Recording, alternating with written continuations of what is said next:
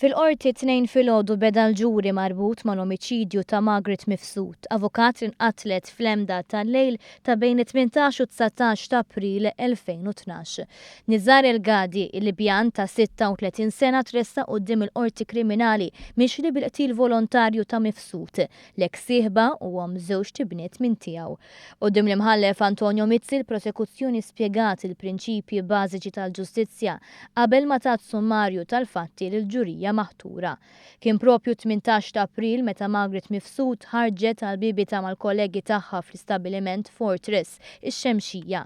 Minn hemm hija marret wassal il-ħabib ta' Buġibba qabel ma saqet lejn it-torri tal-Allis f'Baħar iċ-Ċaq. Hemmhekk l-għada nstabet mejta fil-karozza tagħha. Mill-awtopsja rriżulta li Mifsud mietet kawża ta' pressjoni qawwija fuq il-pulmun tant li l-qalb waqfet taħdem. Testijiet forensiċi konfermaw predominanza qawwija tad-DNA tal-akkużat taħt id-dwiefer tal-vittma. Filwaqt li traċċi teknoloġiċi tal-mobile ta' El-Gadi juri li dakinhar tad-delitt huwa segwa lill-eks sieħba tiegħu qabel ma allegatament sforza ruħu fil-karozza tagħha f'Buġibba u ġela s-suq lejn il-post tad-delitt. Fi spjega kronoloġika tal-fatti l-prosekuzzjoni qalet li Nizar El-Gadi iltaqa' mal-vittma meta hija kienet għadha student tal-Università. Wara li żżewġu brit Musulman u kellhom żewġ titfal, iż-żwieġ ġie annullat bil-konsegwenza li l-akkużat intbagħat lura pajjiżu. Iżda wara xi żmien Mifsud iddikjarat li ma kellix oġġezzjoni li huwa jirritorna Malta bil-ħsieb li terġa' tgħaqqad il-familja.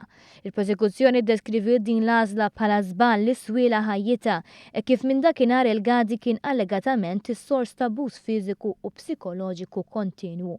Propju lejlet id-delitt, l-akkużat sforza l-vittma biex flimkien miegħu tieħu it-tfal il-Pizza Hut. Hemmhekk El-Gadi ġielhom jieħdu ritratt miegħu f'dik li l-prosekuzzjoni ddeskriviet bħala xhieda ta' komplott premeditat. Il-każ se jkompli jinsemma fil-jiem li ġejjin bis-sem ta' diversi xhieda.